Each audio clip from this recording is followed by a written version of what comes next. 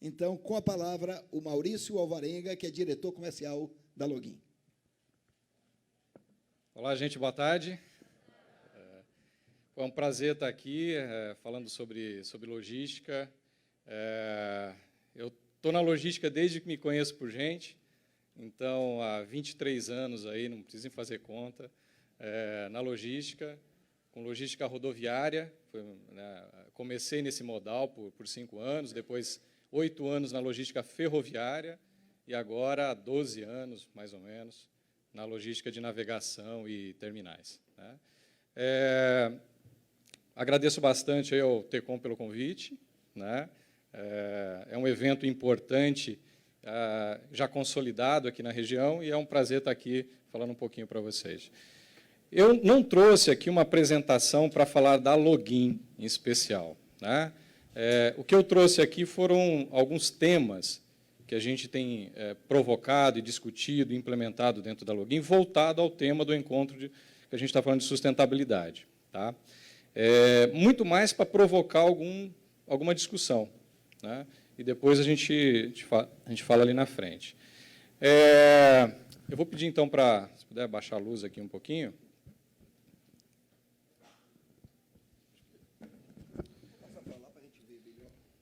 Quando a gente fala de sustentabilidade, a gente tem que tomar só um cuidado, que é um tema amplo para caramba. Porque muita coisa que a gente fala aqui, na verdade, desde o início do encontro, a gente está falando de sustentabilidade. Ela pode permear vários temas aí dentro das indústrias, dentro das empresas de vocês. Então, eu vou falar de algumas coisas na qual a Login, no modal que está inserido, dentro da cadeia que está inserida, a gente tem de iniciativas. Então, uma das coisas que a gente tem é uma eficiência ambiental muito grande comparada, é o modal mais eficiente. Então, se a gente vai falar de sustentabilidade e não falar de emissão de CO2, seria inevitável. Então, é o modal mais eficiente, tem uma eficiência energética que está relacionada a isso, que é o menor consumo de combustível por tonelada transportada. Tem uma eficiência social importante. Quando eu falo de eficiência social, vou dar só um exemplo aqui para vocês. Os motoristas nossos, porque o nosso modal é multimodalidade, os nossos motoristas que fazem as coletas e as entregas, eles estão praticamente todos os dias nas suas casas. Enquanto, por exemplo, um motorista de longa distância passa, muitas vezes, 15, 20 dias fora de casa. Isso não significa, de novo, que um modal concorra com o outro. Os modais eles são complementares. E é o modal que tem também um índice de avaria próximo a zero. Então, vou passar rapidamente aqui, porque eu tenho 10 minutinhos, um item importante para ser discutido. A cada 100 mil viagens rodoviárias no Brasil, o índice, esse aqui é um índice medido pelo ILOS, Instituto de Logística, ocorrem 190 acidentes com 10 fatalidades nas rodovias brasileiras. Quando você muda isso para a cabotagem, isso reduz drasticamente. Por quê? Porque a cabotagem é multimodalidade, tem um pedacinho que ainda está na rodovia. E é por isso que também tem uma incidência ainda de acidentes, mas 10 vezes menos. Outro tema importante é a emissão de CO2. Notem que a indústria, quando a gente fala assim, de emissão de CO2, a indústria não é o maior vilão no Brasil, é o transporte, que já é o maior emissor de CO2. E, dentre eles, o rodoviário, pela característica da matriz de transporte, é o que mais polui. E a cabotagem emite 323 vezes menos, ou 323% menos que o rodoviário. Uma outra coisa importante que está na discussão aí, eu vou passar rápido, é a redução do teor de enxofre no combustível que os navios utilizam. Vou passar rápido, se alguém depois quiser discutir, a gente entra. Outra coisa que é uma iniciativa que a gente tem feito muito é consumo de combustível nos navios, que automaticamente isso gera menos emissão. Mas tem um caminho de sustentabilidade, porque custa menos se a gente conseguir consumir menos. Então, a sustentabilidade também tem um pilar aí. Ela tem que ser sustentável no longo prazo. E uma das nossas iniciativas tem a ver com velocidade do navio. Em determinado momento, a gente via que a gente ia acelerando o navio, mas chegava no porto e não tinha janela. Então, hoje, a gente controla a velocidade dos navios para ele chegar exatamente no momento que a janela do porto está abrindo. Uma outra iniciativa, essa é uma iniciativa muito legal no Brasil, e que a gente está inserido, também a DAO, que esteve aqui apresentando, se chama PLVB, que é o Programa de Logística Verde Brasil. Tá? É um grupo de empresas que se associaram, está sendo capitaneado pela Universidade do Rio de Janeiro, com iniciativas sustentáveis na cadeia logística como um todo. Não importa o modal, não importa se é dentro de um armazém, não importa se é no transporte de passageiro, não importa se é no transporte de carga. A Login é uma empresa membro e eu convido vocês a também conhecerem um pouquinho do PLVB. É uma iniciativa muito legal e não é obrigatório. É uma iniciativa que é espontânea das empresas de logística brasileira. Tá? Com várias práticas, já tem um manual de boas práticas, de coisas que foram implementadas e que estão dando certo, que as empresas podem olhar e usar como referência. Tá?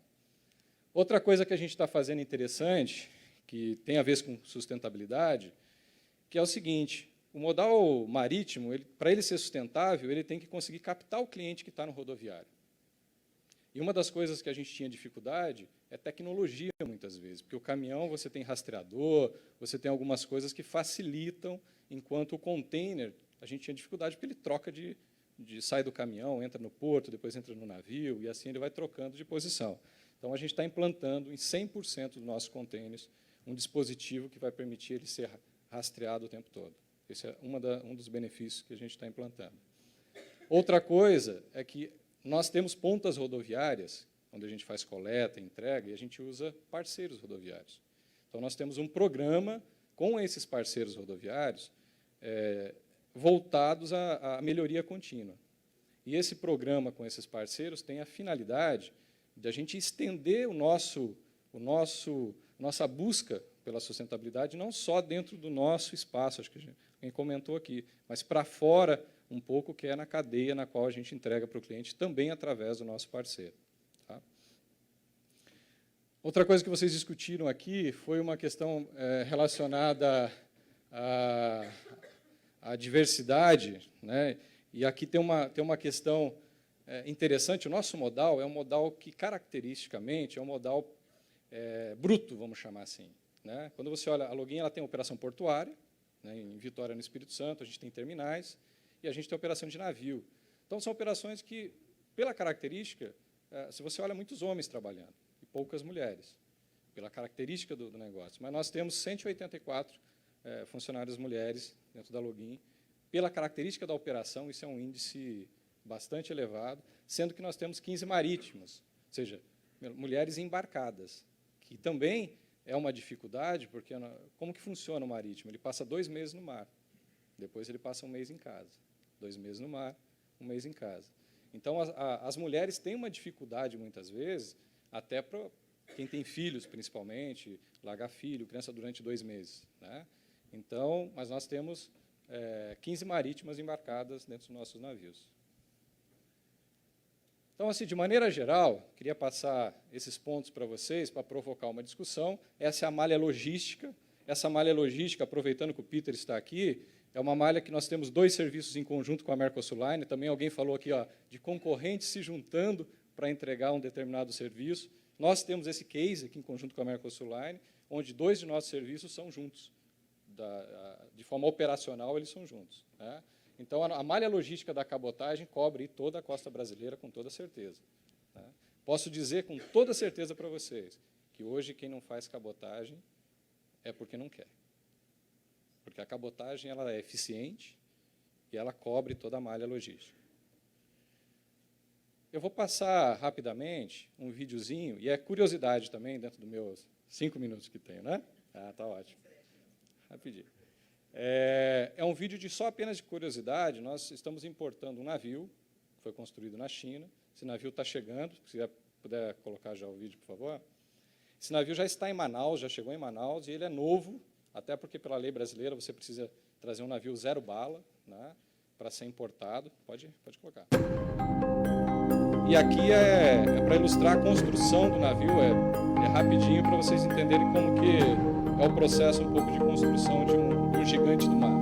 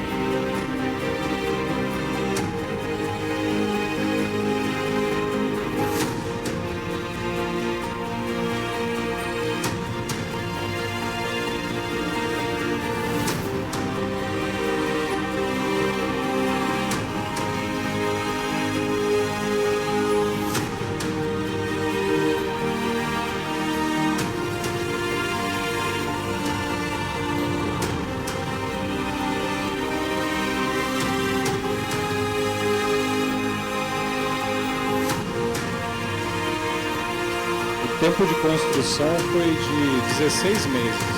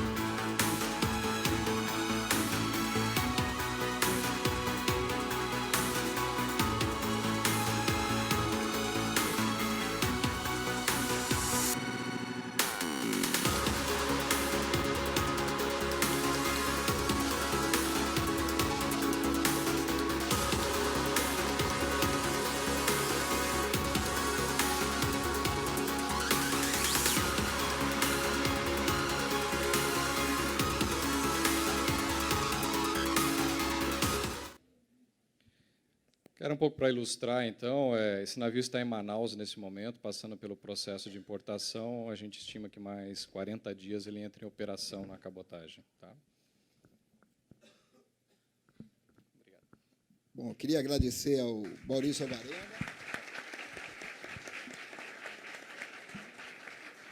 Impressionante a construção do navio, né? E que bom que ele vai singrar os nossos mares. E agora eu imediatamente vou passar a palavra ao Peter Venhai, que é o vice-presidente da Mercosul Line. Obrigado. Então, bom dia a todos, bom dia, pessoal. É um prazer aqui de ficar com vocês. Obrigado pela invitação, ter com Salvador. Acho que, para mim, é a primeira vez que estou aqui, então é impressionante. Eu acho que cheio de história, Salvador. Então, legal. Então, somos aqui, eu acho que é ótima iniciativa de você. Mais que nunca, agora temos realmente a importância do assunto do meio ambiental. Acho que esse pedaço, esta influência, vou falar assim, no Brasil, fica realmente se desenvolve, desculpe pelo sotaque francês, mas estou provando me exprimir da maneira mais sincera sobre isso. Vou falar que somos visitando os clientes, e a gente fala muito que o Brasil não é um lugar onde, vou falar assim, que o assunto do ambiente, meio ambiente é importante. Eu acho que uma parte é verdade, porém, eu vejo uma aceleração, realmente, aceleração do assunto.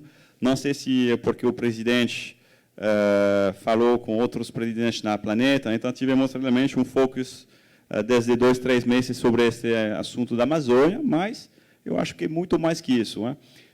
Cabotagem, se falamos do cabotagem, cabotagem é realmente o pilar marítimo, mas fazemos multimodalidade, como você falou, e para isso que estamos fazendo, somos realmente colocando também esta eficiência de transição ecológica realmente no caminho dos consumidores, do nosso cliente, que são, uma grande maioria, são multinacionais. E quando falamos de multinacionais, talvez o assunto meio ambiental é muito mais desenvolvido afora.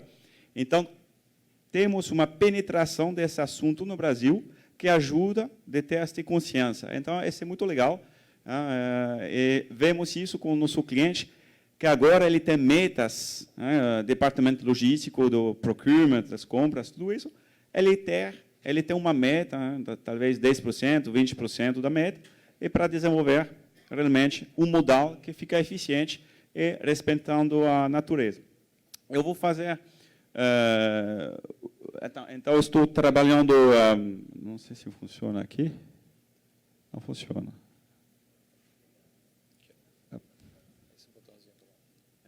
Não funciona. Não funciona. Pode passar? Tá. Agora funciona? Tá bom. Então, estou trabalhando no grupo CMACGM desde 20 anos, trabalhando aqui no Mercosul desde 1 ano e meio, com bastante desafios, bem legal, porque para mim também eu acho que o Brasil é muito, muito interessante, tem muita coisa acontecendo aqui, conversão e complicação administrativa e tudo isso que conhecemos. Então, para mim, cada dia eu aprendo muitas coisas, tem barreiras, de juros, de taxas, de muitas coisas que faz que você vai ter, às vezes, fluxo intra-Brasil completamente dirigidos para evitar um caminho fiscal ou tudo isso. Eu falo, às vezes, do caso do Itajaí, da Vitória, do estado do Paraná, você tem muita exceção que faz que, talvez, para isso, vamos escolher o cabotagem, um modal que pode ajudar sobre isso. Então, Mercosul Line é uma empresa de 22 anos no cabotagem, tem 3 serviços, temos 9 navios em operação, temos 2 serviços juntos com a Login, o Braco e o Plata, e fazemos mais ou menos 11 portos de escala no Brasil com o River Plate e temos uma confiabilidade marítima mais ou menos de 92%. Depois temos a parte terrestre. A parte terrestre, falamos assim, on-time pickup e on-time delivery, temos entre 93% e 95% de confiabilidade. Depois eu vou falar um pouquinho mais do CMA-CGM, que é a empresa matriz. CGM tem quase 41 anos, minha idade, então legal. Você sabe agora a minha idade. Parece talvez um pouquinho mais velho, mas parecendo cabelos. Mas parece também bebê, às vezes. Então, Essa é uma brincadeira para relaxar a pressão, sabe? Funciona bem às vezes. Então, CMA-CGM, somos 110 mil no mundo, acabou de comprar uma empresa logística para nós, e esse mostra realmente o desejo da CMA-CGM, que é um global carrier, foi o número 3 do mundo, agora 4, que desde pouco tempo, mas queremos mostrar também, achamos que a verdade, o futuro, fica realmente dentro da malha integrada da logística. Fazer um porto-porto hoje é fácil, todos sabem fazer porto-porto. Agora, temos 200 linhas no CMA-CGM, mais ou menos mais de 530 navios. Eu fui fui diretor das linhas da África do Norte, então Short Sea. Eu fui fazendo muito intermodal, por exemplo, carga que vai da Europa do Norte tem que ir na Algéria, do outro lado da Mediterrânea. Então você pega caminhão, depois faz trem, pega o trecho marítimo. Então você sai uma quarta-feira do Hamburgo e fica segunda-feira, 5 dias depois, em frente de Algiers, na Algéria, pegando 4 modais. Esse é realmente um exercício muito legal, porque tem a complexidade geográfica, talvez, do continente, que faz que você tenha esta mistura de transição de modais. Aqui no Brasil, você tem uma costa bem vertical. Então, normalmente, com 80% da população que, vou falar assim, que vive dentro de um raio de 200 quilômetros da costa brasileira, e a indústria é a mesma coisa, não dá para fugir do cabotagem. Esse é bem comercial, mas normalmente não faz sentido de ter coisas, porque vai ter sentidos fortes e sentidos fracos. Então, somos aqui para dizer que talvez falamos cabotagem é competidor com o caminhão. Tá, mas não tá. Porque se não tiver o caminhão, não conseguimos fechar as pontas. Porque 96% das nossas pontas são com o caminhão hoje. Então, nossa ideia no cabotagem é de usar o pilar marítimo muito mais, vou falar assim, pelas distâncias intermediárias, entre 2.000 e 2.500 quilômetros até 4.000, 4.500, que é o caso de um Santos Manaus, por exemplo, tudo isso, e deixar realmente as distâncias pequenininhas pelo rodoviário. Então, normalmente, se você, um exemplo eu acho legal, você tem Santos Salvador ou Santos Suape, normalmente você não precisa tanto de navio para conseguir fechar um serviço semanal. Se você coloca o navio entre Santos Suape e o Santos Salvador, que roda cada semana, você conseguir ligar o sul do país, rodando com pontas muito mais frequentes, que gira muito mais, então o caminhão vai ficar muito mais cheio, vai gerar muito mais turnover, que de fazer o northbound full e descer vazio. Então, ele tem que amortizar um custo de capital que é muito alto. Então, é melhor de se compartilhar este esforço, vou falar, multimodal, para ter uma integração dos modais muito mais consistente e compreensível dentro da matriz do transporte. Temos também, no mundo, mais ou menos, somos em 160 países, temos 150 oficinas, escritórios, temos quase 750 warehouses também, graças à Seva. A Seva trouxe mais ou menos mais de 75 mil pessoas. Então, é gigante. Fomos 35 mil no CMA-CGM, quando a Seva chegou, trouxe 75. Então, 110 mil é uma cidade grande na França. No Brasil, não. Então, para dizer que sobre os... se você vê, hoje fazemos quase 30 bilhões de dólares de turnover. A rentabilidade no marítimo, no mundo, porque fazemos todos as mesmas coisas. Temos o mesmo navio, temos os mesmos trechos, temos quase as mesmas competências de de formação e tudo isso, temos quase os mesmos gente que naviga, os tripulantes, e, afinal, o que faz a diferença? Realmente, conseguir chegar no cliente, no tempo, com uma inovação. Eu acho que você falou justamente isso, que hoje, no seu trabalho, é inovar somente, porque o resto já foi feito. Então, agora, somente inovação, 100% puro. Então, você vê que no CMSG temos realmente companhias marítimas, você tem especialistas do Short Sea, Mercosul, para mim, é Short Sea, você tem Container Ships, que é especialista em Intra-Europe, e você tem ENE para a Austrália, APL, que fica Asia Trans-Pacific, a maioria, e você tem atividades portuárias, você tem também gestão da fleet, com CMA Ships, você tem atividade logística, agora com CERA e Projeto.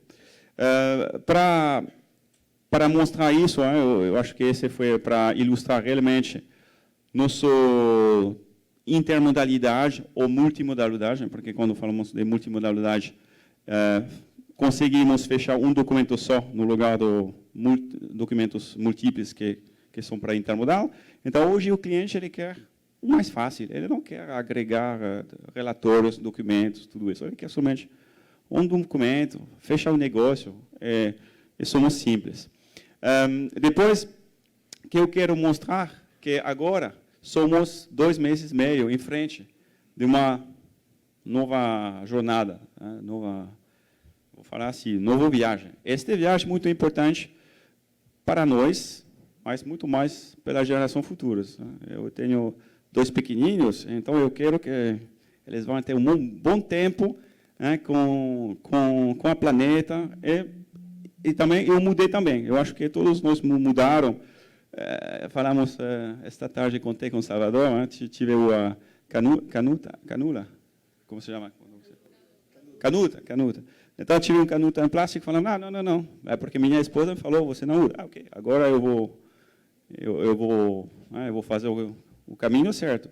Mas ele é realmente importante. Esse CMSG, vou falar assim, é um pioneer, pioneiro dentro deste mundo de melhorias da sustentabilidade, melhorias de tecnologia, para conseguir fechar o mundo do transporte modal mais limpo. Então, somos realmente engajados desde 2005, entre 2005 e 2015, fizemos já 50% menos de emissão para CO2.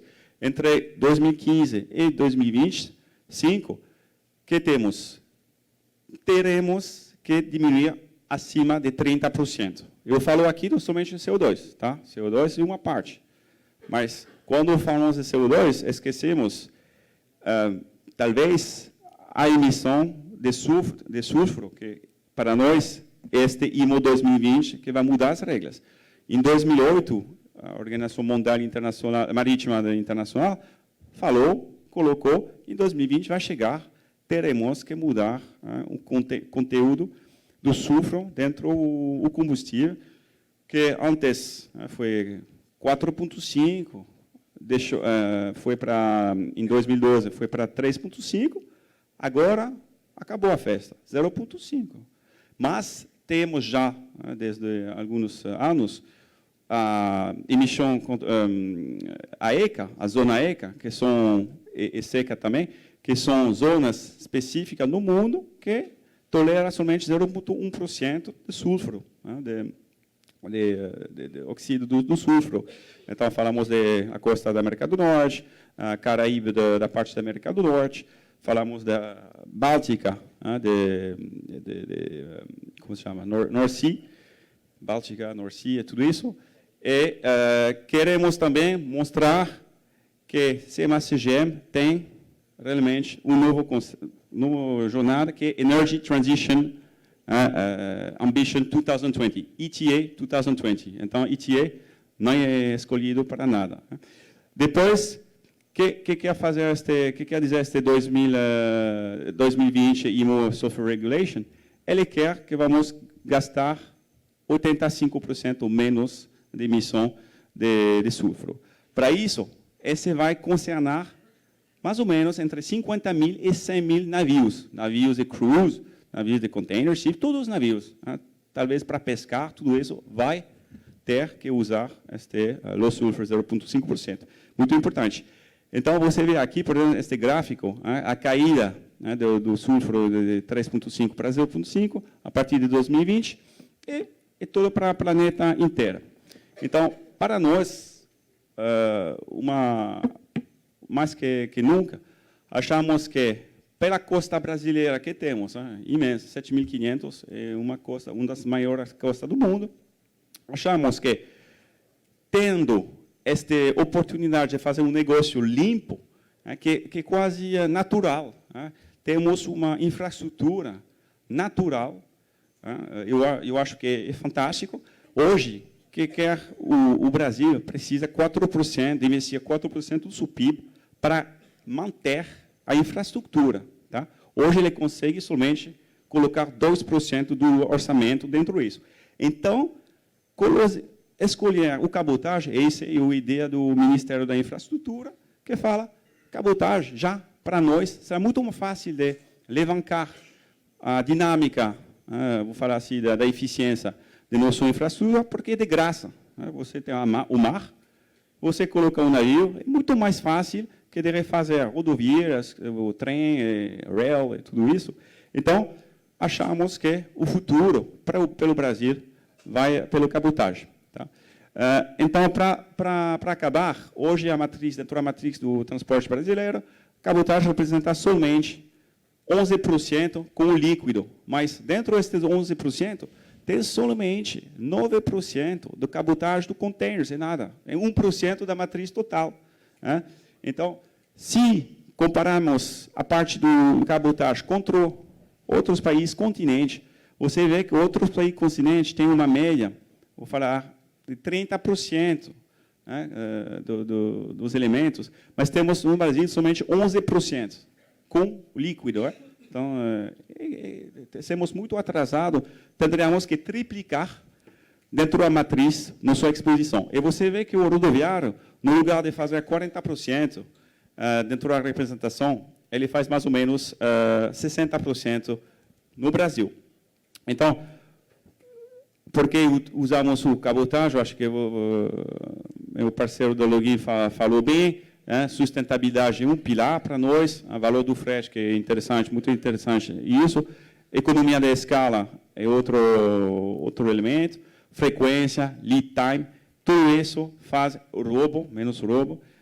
Temos também esse assunto. E novo conceito logísticos, isso realmente é um pilar interessante. Quando falamos de cabotagem cresce mais ou menos entre 15% e 17% desde muito tempo, e sobre 10 anos, quase crescemos mais que este 10%. Que quer dizer que tem um ritmo consistente. O mercado no mundo que cresce de mais de 10% por ano não existe muito. Então, é imensa. O potencial do cabotagem, eu não vou falar que é infinito, mas porque depois vai ter a menos conversão, mas somos aqui no início de uma jornada, entendeu? Então, essa é a mensagem que eu queria falar para você. E quando falamos com o cliente, muitos clientes falam, daqui a 3 anos eu quero fazer 50%, 70% menos. Então, fizemos essa pesquisa com o Instituto Logístico e para mostrar nosso serviço, temos 3 serviços, e aqui foi realmente a última Supex, que colocando um Santos Swap, por exemplo, é Swap, mas pode ser Salvador, Santos Swap é, por exemplo, 2.700 quilômetros, a costa brasileira faz 7.500. Então, se você coloca um asset que gira uma semana aqui, no lugar de colocar 4 navios que rodam em 28 dias, você já cobre a metade da costa brasileira. E depois, se você fecha com as pontas rodoviárias,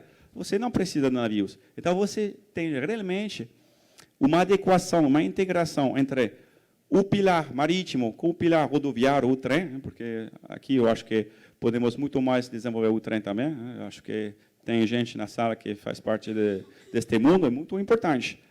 Quando falamos da poluição, da emissão do CO2, o caminhão é entre 4 e 6 vezes mais que o trem, que o marítimo, e pelo trem é 3 vezes mais que o marítimo. Então, o trem, vou falar assim, é 2 vezes menos poluante no CO2. Então, eu vou falar que o carbon footprint que vamos deixar para nossas crianças vai ser decisivo agora, né? Não somente o carbono. Agora, temos, em 2020, estimo que vai chegar em um impacto imenso, né?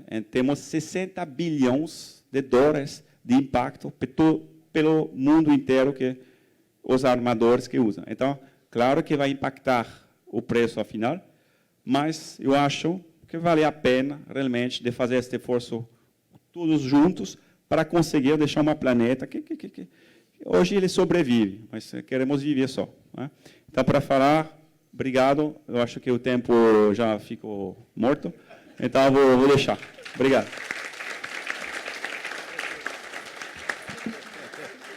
Bom, eu queria agradecer ao Peter Van Rijn, foi excelente a apresentação dele, e colocar agora em discussão esse tema, que é um tema que eu considero fundamental para o futuro da Bahia. Eu, como economista, que só vejo a árvore, que só vejo a floresta, não vejo a árvore, eu penso muito macro, mas pensando macro, cabotagem é bom sob o ponto de vista da rentabilidade econômica, porque ele é muito mais barato do que o transporte rodoviário. Ele é bom do ponto de vista ambiental, porque, como estamos vendo, há toda uma política de substituição e de eliminação de carbono no ar. E, além disso, ele tem a possibilidade de se integrar com as demais malhas, inclusive com a malha ferroviária, que começa a crescer na Bahia. Temos aí a possibilidade de ter a ferrovia oeste-leste,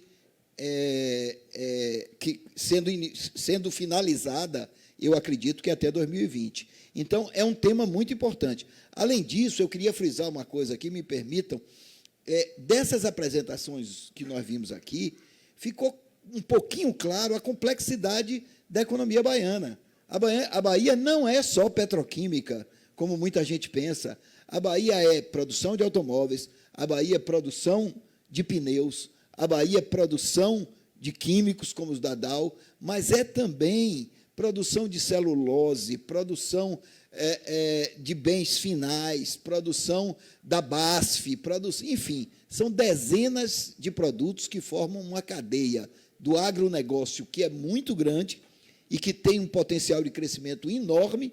Não vamos esquecer que o ano passado batemos o recorde da safra de grãos, batemos o recorde da produção de grãos na Bahia.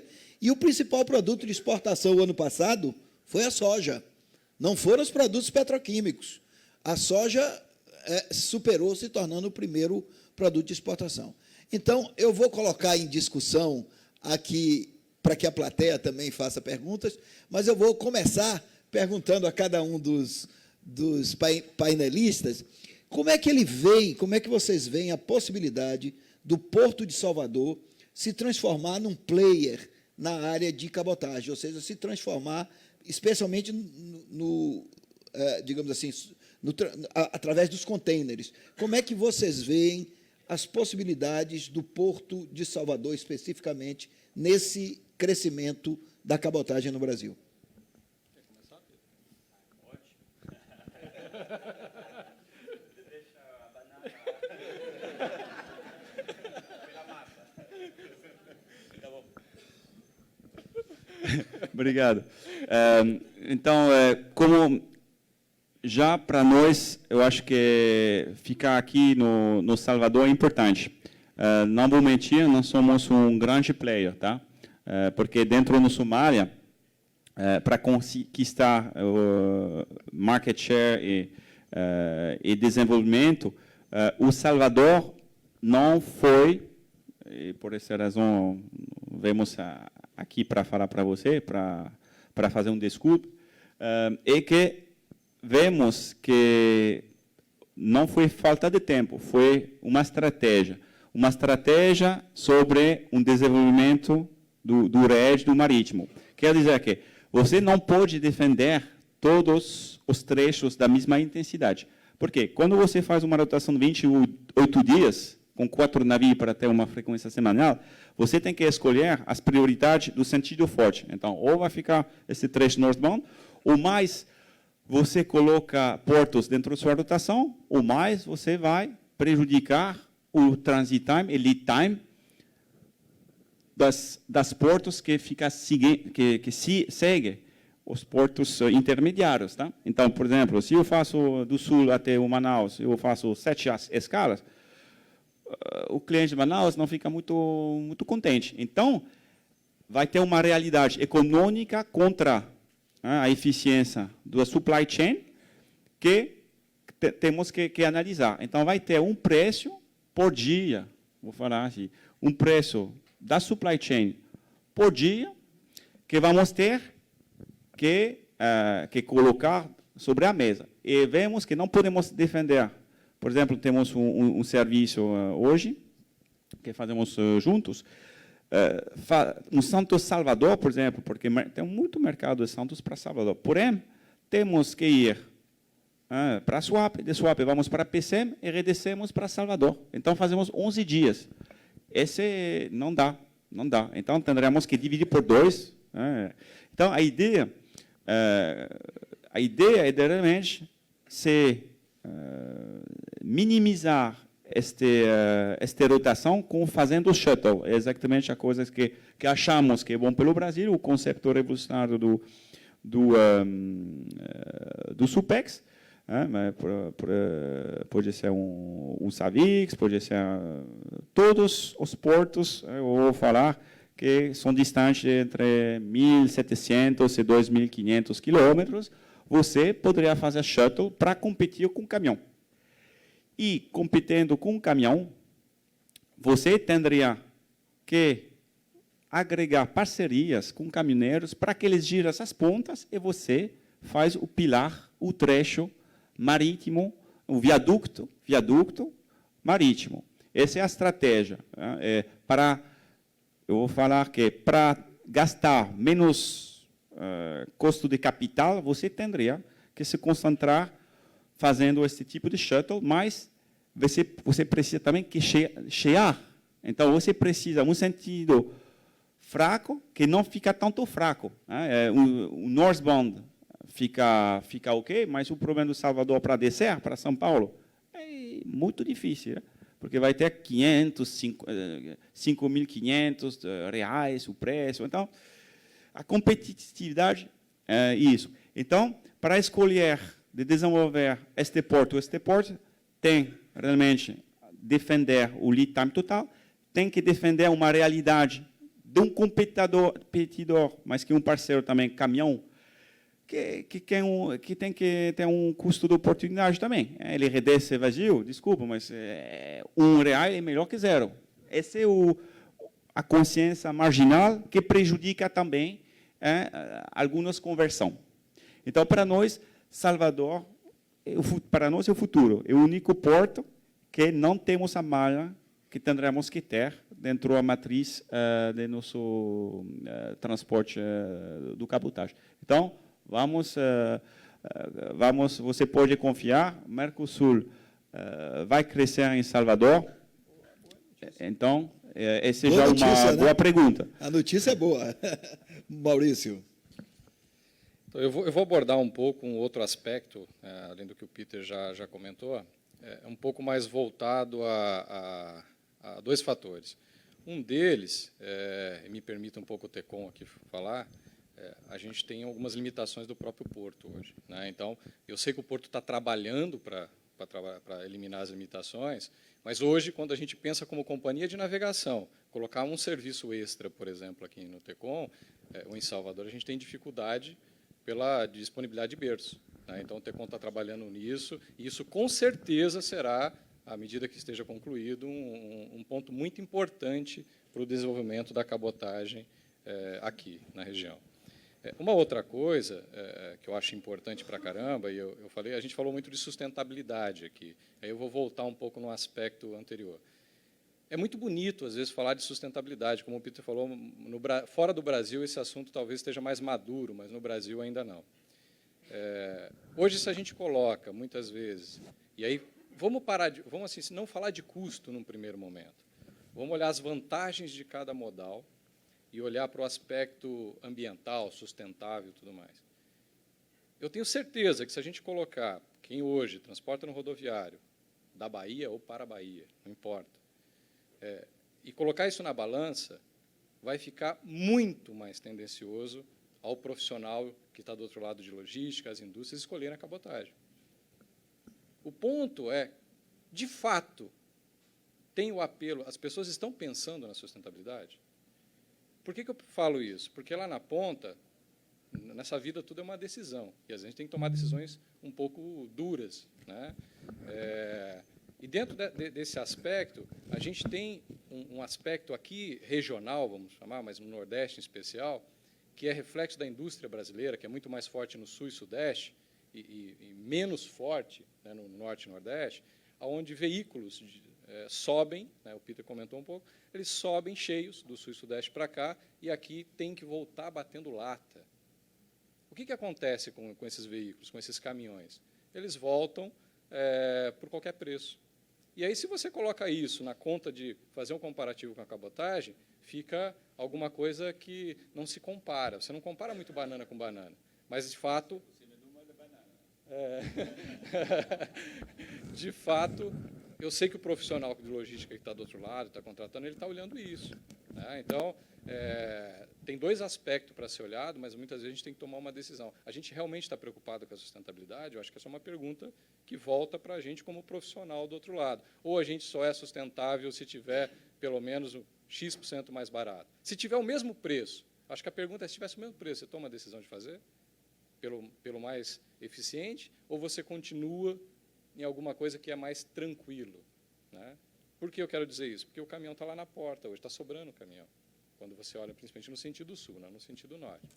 Então, acho que tem uma questão cultural aí que a gente tem que trabalhar. É um trabalho que a gente vem fazendo há muitos anos, e cada vez mais, o que eu posso dizer, está se desenvolvendo, a cabotagem vem crescendo, e vem crescendo a taxas acima de 10% ano a ano. Em especial, aqui, a gente tem uma boa participação no mercado, mas tem muito espaço ainda para crescer. A palavra está franqueada, se alguém quiser fazer algum comentário. Demir quer fazer algum... Você tá com a expressão de que quer fazer uma pergunta ou uma colocação. Exatamente. A cabotagem, para nós aqui em Salvador, é muito importante, né? Cresce a índices chineses, e índices chineses de China mesmo, 8%, 9%, 10%, de uma forma consistente. Nós agradecemos aqui a Login, que é a nossa parceira de muito tempo. A Mercosul também está conosco desde o início, né?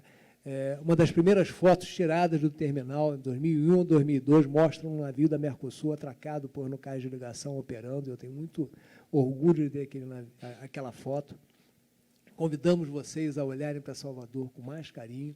Tenho certeza que isso vai acontecer, é uma questão, apenas de tempo, tão logo tenha essa maior capacidade. E nós temos alguns desafios à frente, né? Todos aqui sabem, eu sou dos entusiastas dessas nossas conversas anuais aqui. Infelizmente, hoje eu não pude participar, peço desculpa a todos por isso, como eu gostaria, mas nós estamos no meio de um imbróglio realmente, 60% das nossas obras em andamento, já concluídas, e fomos surpreendidos, mais uma vez, com uma suspensão de uma obra que é tão necessária para a Bahia, né, como o Maurício está mencionando aqui.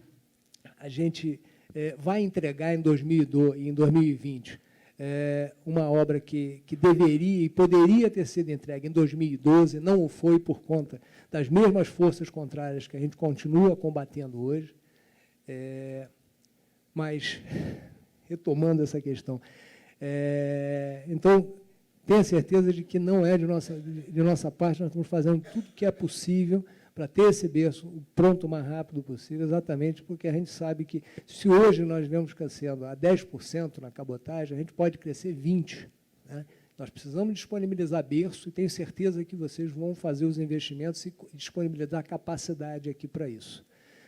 Temos a partir do ano que vem, outros desafios, a questão da regulamentação do enxofre, como colocada pelo Peter, nos preocupa, né, porque essa diferença, principalmente na comparação com rodoviária, eu concordo com o Maurício quando ele fala que nós somos sustentáveis, então, mas será que somos mesmo? Para o mesmo preço a gente decide pelo mais sustentável? É uma reflexão que nós todos devemos fazer, e eu tenho que reconhecer, eu também tenho que fazer no meu dia a dia. E aí eu gostaria até de perguntar um pouco, como é que vocês veem isso? No ano passado, após a greve dos caminhoneiros, né, que reduziu essa questão do baixo frete retorno, né, com o estabelecimento da tabela de frete, a gente viu um crescimento, em determinados momentos, nós tivemos crescimentos até de 20% por conta disso. E agora a gente notou que, principalmente no embarque para São Paulo, caiu bastante, né? E aí eu convidaria um pouco só os comentários em relação a como é que vocês enxergam esse desafio da entrada dessa nova regulamentação do enxofre e essa, vamos dizer assim, disputa que a gente tem continuamente com os caminhoneiros. Você quer que eu coloque a casca de banana? Não. Vou começar dessa vez, então. Acho que são dois temas, né? Você está falando de dois assuntos bem diferentes. Primeiro, acho que dá para começar em relação a essa competitividade com o caminhão, que ela já acontece há muitos anos. Eu acho que quando a gente fala da greve dos caminhoneiros do ano passado, ele foi apenas um marco, né, na qual, de fato, fez com que muitas das indústrias começassem a olhar um pouco para o outro modal, né, para os outros modais. O que aconteceu, por exemplo, na realidade da Login, que muitos negócios nossos que estavam em andamento e que você tem uma curva de fechamento se acelerou. Ou seja, os clientes olharam para aquilo e falaram, opa, eu tenho que olhar e ter pelo menos um plano B. Então, isso de fato aconteceu de forma mais intensiva. Mas o que aconteceu aqui, por exemplo, em relação à tabela, é que a tabela, o tabelamento do rodoviário, num primeiro momento, ele acabou com o chamado frete retorno, né? Se você pensar o frete retorno, quando você coloca ele de forma isolada, ele não paga o custo do motorista, é por isso que aconteceu todo o movimento que aconteceu social, que é um movimento social, né? Mas o que aconteceu depois disso foi que também não se fiscalizou. E a gente deparou com vários jeitinhos brasileiros, né? Vários clientes, por exemplo, colocaram para mim, não, eu estou pagando a tabela, mas a transportadora depois me dá o desconto. Então, gente, se a gente pensar dessa forma, a gente, como país, a gente não segue, né? Então, primeiro, isso foi muito forte, eu acho que enfraqueceu um pouco em função da fiscalização, mas acho que o ponto principal foi levantado. Acho que as indústrias hoje, todas elas, têm uma sementinha lá dentro, de dizer, pô, eu preciso me preocupar, eu preciso ter uma alternativa. O ponto 2, que é o low sulfur, também nos preocupa bastante. Primeiro, tem um ponto de vista ambiental importantíssimo, mas vale dizer uma coisa, o Brasil, em especial cabotagem, ela abastece hoje, nossa bomba de abastecimento é a Petrobras. A Petrobras já fornece, ou já fornecia nos últimos anos, um combustível com índice de enxofre na casa dos 5 a 6, a 0,5, 0,6%. No mundo, a 3,5%. Então, quando a gente traz para 0,5%, você pensa, no Brasil não muda muita coisa. O que vai mudar é o custo, porque a Petrobras, claro, esse preço é dado a preço mundial, cotação da Bolsa de Chicago, ou seja, o custo do combustível na qual nós abastecemos deve subir, já está subindo, porque a partir de 1º de outubro a Petrobras só está fornecendo esse combustível, tá? Pelo que a gente tem acompanhado, na ordem de 30% a 35% já de variação do combustível. Então, isso nos preocupa, sim, porque tem um movimento de custo. E para quem conhece transporte, sabe que o combustível é uma variável importante, né, da nossa base de custo. Então, a gente está olhando isso com bastante preocupação e tentando ver de que forma a gente vai conseguir absorver parte, de que forma a gente vai ter que repassar. Então, a gente está olhando isso com bastante cuidado e também olhando com preocupação, porque tem outro detalhe por trás disso, né? E aí, só usando o exemplo aqui também de uma empresa multinacional que tem os dois serviços, quando a CMA-CGM abastece aqui no Brasil, ela paga esse mesmo combustível da Petrobras. Quando a Mercosul Line, a Login, abastece o mesmo navio, a gente paga 20% mais caro. Mas é a mesma bomba, né? Então, isso está sendo discutido aí para quem está acompanhando a BR do Mar, como talvez um dos benefícios aí que possa vir para a cabotagem. Só para esclarecer uma coisinha, porque, por exemplo, com relação a o enxofre, se vocês vão substituir, todas as empresas vão tender a substituir também. Então, o custo se equivale para todas. Esse é um ponto. Então, não é um custo maior, mas é um custo maior para todas. E a segunda coisa, em relação à competição com o caminhão, quando aumenta o custo da Petrobras, também aumenta para o caminhão. Não, aí que tem um ponto. Me diga. Em relação à cabotagem, você está certo, ou seja, aumenta para todas as empresas que operam os navios de cabotagem. Na competição com o caminhão, não, porque o caminhão usa um outro combustível, que é o diesel. Então, não tem essa alteração.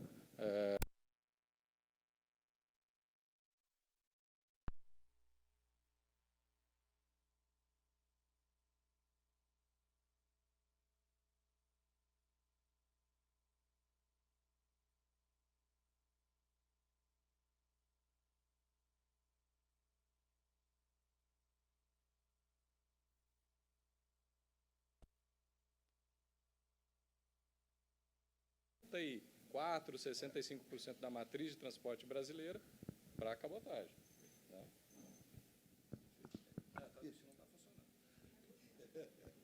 Alô? Sim. Obrigado. Então, eu acho que sobre a tabela mínima da NTT, foi um desejo para realmente pacificar um pouquinho a turbulência. Tá? Então, eu vou falar que cabotagem aproveitou, verdade, mas ele aproveitou muito mais pela questão de ter um hedging, que o cliente, né, o carregador, tem uma cobertura, como se chama? Hedging, se cobre contra o risco logístico. Foi muito mais isso, porque, imagina, tem um cliente que faz automotivo.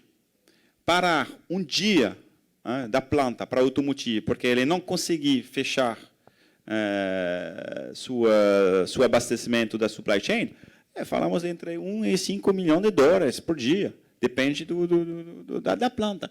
Então, vemos que muitos clientes, talvez o custo, tiver a tabela NTT, tudo isso, ok, claro, ele vê que o ecossistema do transporte é X, tá bom, mas meu ecossistema do custo potencial de perda que eu vou ter para fazer, eu vou escolher este modal ou este modal, a conta fica facilmente feita. Então, tivemos uma bomba de apoio dos clientes pelo cabotagem, mas agora se regularizou. Se regularizou, mas eu vou falar que hoje, depende da cidade e da distância, mas o custo do rodoviário, no sentido forte, vai ficar entre R$ 4,2 por quilômetro, até 5, quando você vai até Manaus, vai até R$ 7 por quilômetro. Então, esse é científico. Temos um custo da amortização e assim. Depois, tem o frete retorno, que normalmente integra já, o frete northbound integra já a volta que 30% share, ou 20%, ou 10%, ou 0%, ou depende. Então, eu acho que primeiro foi o hedging do custo do risco logístico que legitimizou a preferência do cliente para escolher este modal no lugar do outro. Segundo, pelo cabotagem, como nosso competidor principal eu vou falar que competidor de flexibilidade. Então, lead time muito rápido, flexibilidade última de documentação, de agilização. Esse, realmente, o NEC Plus Ultra do lead time. Mas os custos que temos, a deperdição que temos de lead time é imensa. Vai depender da distância que você quer colocar o cabotagem. Por exemplo, 1.200 quilômetros, 1.200, não dá. Porque o que acontece? Você vai na planta, perde um dia para colocar no closing time do cabotagem. Então, hoje, deadline que o terminal coloca no cabotagem, talvez em um dia, tudo isso, tem muito de perdição. Você vai ficar um dia antes de... Você faz um dia antes de chegar, por exemplo, no porto, entra, faz um gate-in, fica um dia antes de ficar carregado sobre o navio. Depois faz o trecho marítimo, descarga, libera um dia, 2 dias. Então, o lead time total, ele não fica competitivo para distância intermediárias. Mas no Brasil, tem muitas distâncias assim. O trecho médio, falamos muito mais de trecho entre, se você pegar todos os transportes no Brasil, é muito mais entre 600 quilômetros e 1.100, que 2.000 e 3.000. Isso é claro. Então, primeiro temos que flexibilizar a matriz dos custos. Quer dizer que, se vamos perder em lead time, teremos também que optimizar o desenho da estrutura dos custos. Por exemplo, a capatesia no Brasil é muito cara, né, pelo cabotagem, mas pela cabotagem, pela navegação. Então, não é uma exceção. Mas, se você quer migrar do caminhão pelo cabotagem, teremos que ter uma capatesia, THC, que vamos aplicar pelo cliente, então, que procuramos dos terminais, mais flexível. Porque falamos de um custo estático. Você carga e você não tem uma geração, no lead time, você vai ter um custo que é para colocar a mercadoria do chão dentro do navio, mas ali você não tem um lead time ativo, você tem um de perdição de lead time. Então, se você calcula o custo, comparação com a agilização de uma velocidade para chegar a uma supply chain, para ativar uma supply chain, temos aqui um custo que fica figido, não sei no português, legal, idle. Então, eu vou inventar, talvez, palavras, mas eu acho que você entende. Então, eu vejo assim, para crescer o cabotagem, precisamos de flexibilização. O BR do Mar vai colocar algumas flexibilização, mas não por enquanto, não achamos e não vemos que vai ter uma flexibilização sobre o preço do bunker, que Petrobras poderia dar uma redução. Parece que, por exemplo, que não tem previsto no MP esta questão de isenção de ICMS, PIS, COFINS e tudo isso. Então, quer dizer que aqui queremos flexibilizar, mas não tanto. Então, precisamos uma flexibilização, uma mesa redonda, para colocar todas as preocupações e fazer, ok, este pedaço dentro da nossa matriz de custo do transporte, que podemos fazer? Se podemos economizar 30%, quer dizer que no sentido fraco, quando você revolta vazio, vamos poder competir, porque vamos ter um lead time correto, né? Não vai ficar um lead time com o caminhão, mas um custo interessante que agrega também sustentabilidade. Isso, se você conseguir baixar o preço ainda acima, o elemento da sustentabilidade revolta na cabeça. Né? E realmente o break-even que temos que entender. Tá. Muito bem. Eu queria convidar a plateia também para participar do debate, se tiver alguém que queira fazer alguma pergunta, alguma coisa. Opa, Lia, por favor. Se alguém entrega ali o...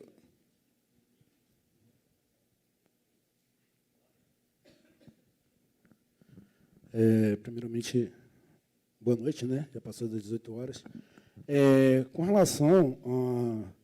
Você sabe que no Brasil, né, existem alguns portos a demora para a atracação, né, do navio. Então, em que isso impacta na cabotagem e quais medidas os senhores acham que seriam possíveis para minimizar essa situação? Você fala de Vitória, principalmente? Ou... Assim, obrigado. Eu falo no Brasil por um todo, né? Cada porto com sua peculiaridade. A gente sabe que o Porto de Salvador está trabalhando para melhorar hoje o seu poder de fogo, né, com relação à atracação de navios. Sabemos que ainda com suas restrições, né. Então, eu falo no Brasil como um todo, a gente tem o Porto de Santos, que é um dos maiores, que também, de certa forma, tem os seus gargalos, mas eu queria saber do senhor, como eu perguntei, né, o que isso, essa demora de atracação, afeta ou se afeta na cabotagem, e o que seria possível fazer para minimizar isso? Tá. Boa noite. Como que é teu nome? Ricardo Rodrigues. Ricardo, de alguma empresa específica? Não, sou pessoa física. Tá legal. Bom, é uma pergunta interessante, porque talvez, né, parte da plateia não conheça como que funciona o modal. Mas os serviços que nós operamos, aí eu estou falando já nós em conjunto com a Mercosul, mas o que a Login também opera de forma separada, eles hoje operam numa grade, vamos chamar assim, na qual a gente tem janela com horário para chegar em cada terminal portuário e para sair. Os navios porta-containers no Brasil não enfrentam fila. Então, acho que esse é um recado que a gente tem que dar. Só enfrentam fila se acontecer alguma coisa, e aí sim, nós estamos sujeitos a algumas coisas. Exemplo, boa parte do inverno no sul a gente enfrenta problemas climáticos. Então, exemplo de aeroporto, você chega lá, o porto está fechado. Então, o porto está fechado, o navio não pode entrar, pode atrasar a atracação. E se chega atrasado, aí sim pode sofrer algum problema.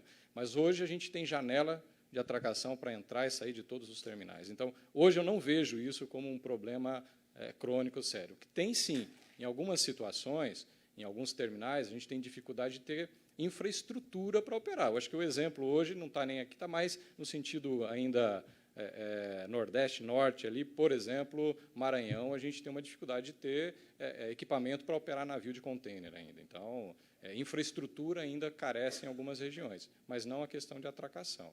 Tá? Para você ter uma ideia, o índice de confiabilidade nosso desse último ano, 2019, foi um ano, inclusive, está sendo muito bom, que a gente não pegou muito problema problema climático, é um índice próximo a 98% de aderência. Então, é muito confiável. Sim, para juntar o que você fala, no Brasil temos a sorte, realmente, de ter não temos muitas opções de terminais. Esse é um fato. Para um país que tem esta costa imensa, não temos realmente a oferta que teremos que ter para agilizar ainda mais a demultiplicação dos trechos. Porém, a condição de operação e as congestão não são muito visíveis. Tem alguns portos que no norte, algo assim, mas normalmente tudo fica ok. Eu trabalhei para outros, não se compara porque é outro nível das condições operacionais, mas, por exemplo, Algéria, eu tive um recorde de 47 dias de esperança, então, Iêmen, 25, Trípoli, no Líbia, 30, mas... Então, acho que podemos ficar contentes, somos bem desenvolvidos nessa questão e não é a condição de operação, porque temos janela, não é uma barreira para conseguir fechar o cabotagem. Teremos que ter um pouquinho mais de oportunidade para abrir novas rotas e desenvolvimento para competir com outros modais, mas o resto está ok. Tá? Deixa eu complementar aqui. Com a ampliação do Porto de Salvador, ou seja, com um berço maior, e levando em conta que Salvador está no meio do litoral brasileiro, Salvador tem uma posição estratégica. Isso não tenderia a aumentar a malha fluvial de operadores como vocês, por exemplo? Seria uma vantagem competitiva ou o mercado é que define mais? Fluvial? Não, fluvial não, perdão. Cabotagem, perdão. Porque aqui tem o rio que apareceu, não conhecia. Não. Nada de fluvial. Talvez você consiga... Foi um acidente de navegação. Não, é claro, o Santos, que fica o maior porto da América Latina, já vai ficar mas que é justo, porque é uma pena também que a Libra caiu, porque acho que, primeiro, foi ótimo profissionais e tive uma possibilidade de conseguir agilizar operações portuárias em paralelo do outro operador, que pela concorrência e pela profissionalização do sector foi legal. Agora, somos contentes que Santos tem desejos também acima da realidade de hoje, porque não é sustentável. É outra forma de sustentabilidade ali. Mas achamos que Salvador, precisamente, 2.000 quilômetros de São Paulo, se você pega o trecho de 2.000 quilômetros sobre 7.500, quase você tem um quarto ali. Um quarto na metade da costa brasileira. Então, é estratégico. E quando você pega um caminhão, e talvez você pega um carro, o nosso problema é estratégico assim, porque quando 2.500, 3.000 quilômetros é um pouquinho diferente. Mas quando você faz 1.000 quilômetros, você já 1.500 está o quê? 2.000, 3.000, 4.000, muito diferente. Então, o caminhão também, o esforço que um caminhoneiro tem que fazer fisicamente, o esforço, você depois vai ter uma cadeia marginal entre 1.000 e 2.000 quilômetros. Fala, 1.000 quilômetros eu consigo fazer quase 1,5 dias. Eu vou. Tem também este espírito, porque nunca falamos isso, mas eu acho que tem esse também um assunto. A resistência. Se você pegar somente um condutor, 2.000 quilômetros está, 3.000, 4.000 não dá. Então, fecha a oportunidade. Diga, David. Oi, Avena. Eu acho importante a gente mencionar também, Salvador tem uma posição estratégica, e talvez muitos aqui não saibam, mas praticamente todo o arroz que nós consumimos aqui costumava subir de caminhão, e hoje todo ele sobe do Rio Grande do Sul e de Santa Catarina para cá por cabotagem. O nosso grande desafio, e onde tem um volume muito grande de carga, é exatamente a rota de descida daqui para Santos.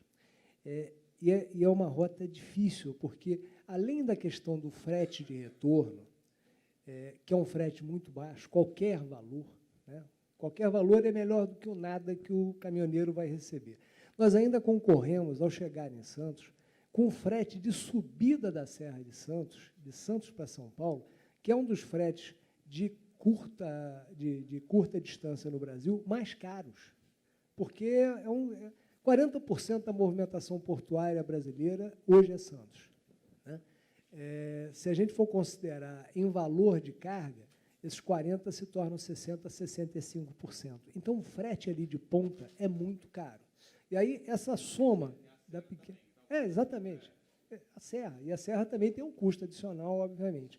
Então, você vê, a gente... e aí eu me coloco aqui, nós nos colocamos sempre como parceiros dos armadores no projeto de desenvolvimento da cabotagem, porque o nosso objetivo sempre é carregar e descarregar contêineres, mas muitas das vezes a gente, para viabilizar isso, precisa de entrar na casa do dono da carga, entender qual é o processo logístico dele e ajudá-lo. E a gente faz isso sempre com os armadores. A gente tem um caso aqui que eu acho que é muito interessante. Nós estamos falando em 3, 4 mil quilômetros, ou mesmo de 2.000, mas o nosso maior cliente individual de cabotagem, a empresa que mais movimenta aqui, ela faz uma movimentação entre aqui e Suape. São menos de 800 quilômetros. E, mesmo assim, é viável. Então, todos tiveram que flexibilizar, pensar como fazer isso, mas é viável e é acontecendo. A maior carga em volume é o arroz, mas o maior cliente é exatamente esse cliente que move carga entre Salvador e Suape.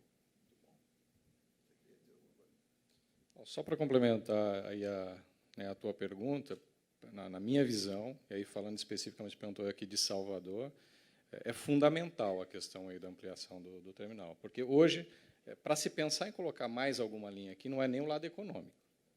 Você está limitado porque você não tem espaço no terminal para, de fato, atracar.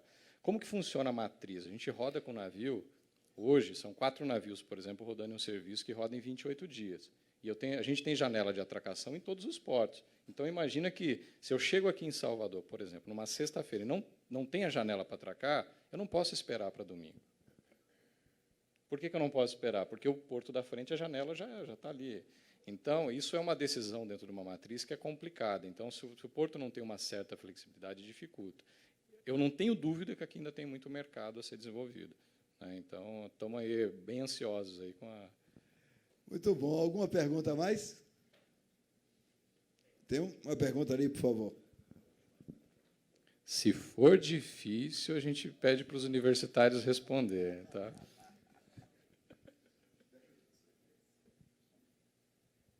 Bom, primeiramente, muito obrigado pela colocação de vocês. Eu sou o Marcelo Ramos, da Bayer Monsanto. Queria fazer um comentário e uma pergunta. Primeiro comentário, que a cabotagem também traz um benefício na cadeia de valor para os clientes, que é a redução de roubos dentro do mercado nacional.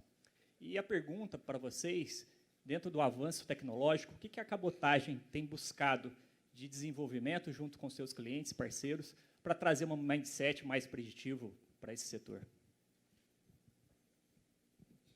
Marcelo, em relação ao mindset, quer deixar um pouquinho mais claro um pouco essa tua pergunta? Não?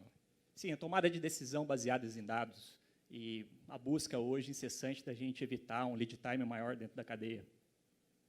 Tá. Bom, eu vou começar, não vou deixar a banana com o Peter.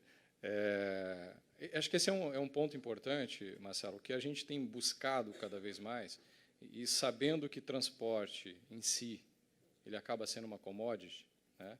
O que a gente tem buscado é feito muitos projetos, e a Login tem buscado muito um projeto que a gente chama de 3PL, ou seja, buscado avançar na cadeia do cliente para fazer a 4 mãos ou a 6 mãos alguma solução que seja mais inteligente, porque muitas vezes se a gente fica só no compra frete e vende frete, você não acha ou não consegue descobrir os benefícios que possam ter, porque o que acontece muitas vezes?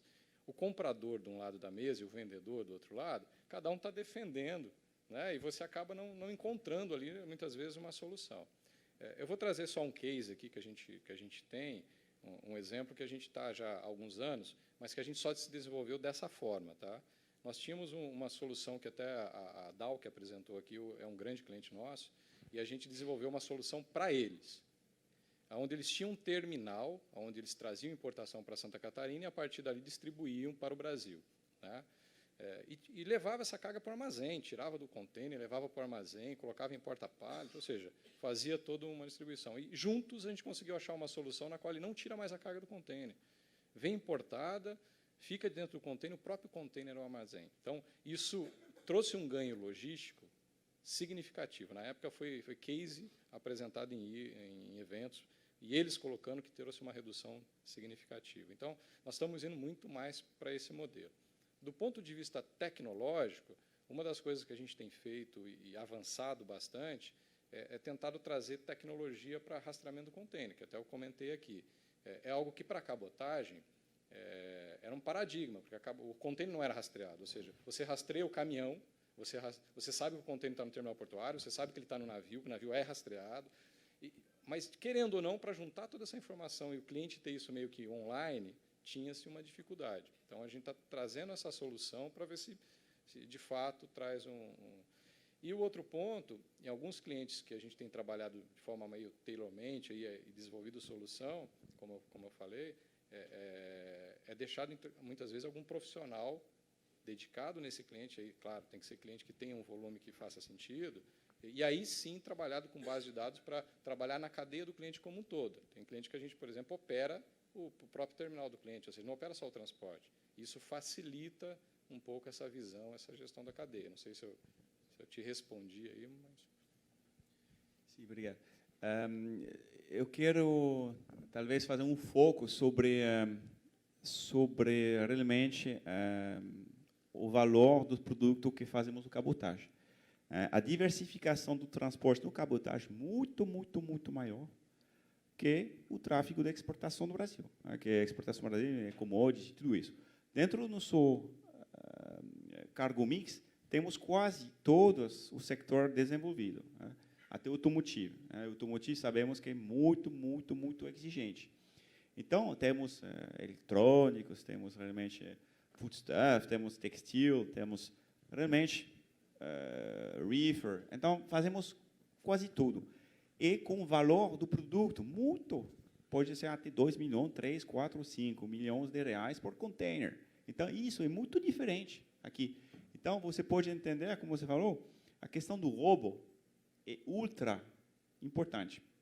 E sabendo isso, nosso desejo é agora, somos importando este caixa, que fica desenvolvido com a CMSGM, são do TrackSense, que são sensor colocado no container, que não muda do container, ele fica colocado no container, ele vai com o container. Então, tem 3 opções. A primeira opção é a geolocalização, a segunda opção, por exemplo, vai ficar door opening, você abre a porta, ou você tem um choque, ou você tem uma deslocação de uma caixa, ela vai conseguir ver com a luminosidade se ele vai ter uma alarma, por exemplo, abrir, tem mais luz, ali, abrir, ele vai ter uma alarma. Então, é muito bom, porque esse pode já ficar sinalizado pelo cliente. E terceira opção, vai ficar esse nivelador também, é de ter um consultant, uma consultoria, que vai analisar com o trecho desse container, vai já antecipar os cálculos de eficiência da supply chain. Então, ele vai entrar dentro da sua supply chain e fazer a proposta para você. Talvez você tenha que fazer um estoque flotante no lugar de... talvez você tenha que atrasar de 3 dias, usar o free time no porto para não chegar e você não pode descargar a carga no cliente. Então, toda essa inovação são inovação que pede muito atenção, porque são inovação, vou falar, não de ciência-ficção, porque hoje a ciência-ficção é possível. Então, vemos que a aceleração de toda essa inovação desde 3 anos é exponencial. Então, o cabotagem da manhã, ele vai ficar ligado, como você falou. O DNA de nossos próximos 2, 3 anos vai ficar inovação, inovação, inovação, para conseguir. Porque hoje, é verdade que o caminhão é muito flexível, muito ágil, tudo isso. Ele é muito bem informatizado também.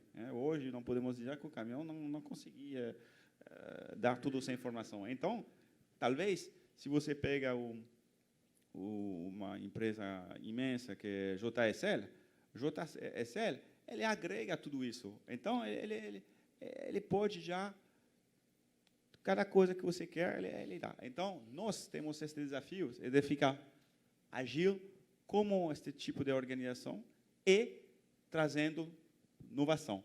Então, vai ter outra inovação que vai chegar no Brasil, mas esse é to be followed.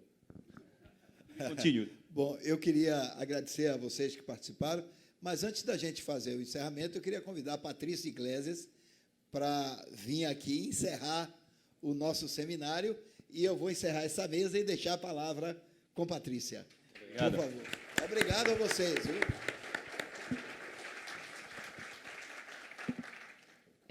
Boa noite. Demi já falou, o comercial precisa ter cuidado. Demi está cada dia mais comercial, viu? Ele sabe de todos os números. Agradecer a vocês dois pela presença, pela apresentação. Foi muito bom ter você o dia inteiro no nosso terminal. Eu sei que a Aliança e a Login vão ficar um pouco ciumados, mas é importante saber que a Mercosul está olhando o Salvador com outros olhos. A gente reconhece que a gente precisa, sim, entregar um novo cais. A gente está lutando arduamente por isso. Nós vamos, como o Demi bem colocou, a gente vai entregar. A gente tenta, todos os anos, falar de assuntos diversos, mas já percebeu que a sustentabilidade vem sempre atrás da gente? Já é a 8ª edição. A gente, há 5 anos atrás, começou o tema de sustentabilidade. Por mais que a gente entre por outro viés, o tema sustentabilidade ela acaba permeando nas nossas discussões.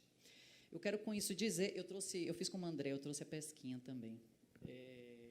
Seguindo um pouco do exemplo da Login, reforçar com todos vocês que, depois do Tecon de Salvador ter trazido pela primeira vez para o Brasil e, consequentemente, para a cidade de Salvador, o prêmio do OEA, Organização dos Estados Americanos de Primeiro Porto com Operação Verde, o Tecon Salvador também confirma a associação no Programa de Logística Verde Brasil, assim como a Login.